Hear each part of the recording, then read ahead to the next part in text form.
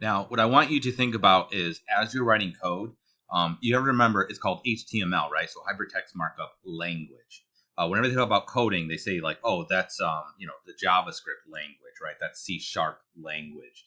You should treat it the same way that you treat those. So just like we have when we write the English language, we always start with a capital for the letter, for the first letter in a sentence, right?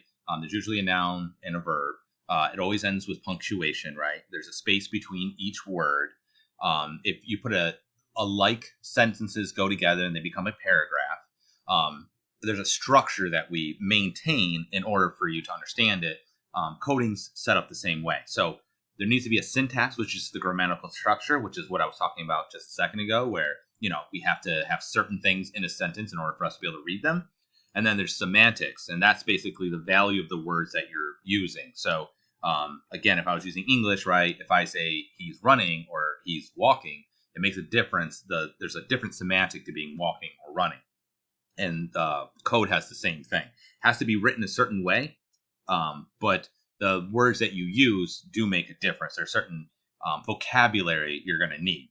Pretty much everything's going to run almost exactly like I just showed you as far as markup, the hypertext markup language is concerned. There's going to be opening tags and closing tags, and all you need to do is just make sure you do those, and you're just going to have to know, you're going to have to understand how to use those, and you're just going to have to learn the different markup tags. But they're much simpler than, like Spanish or French or, like a normal spoken language.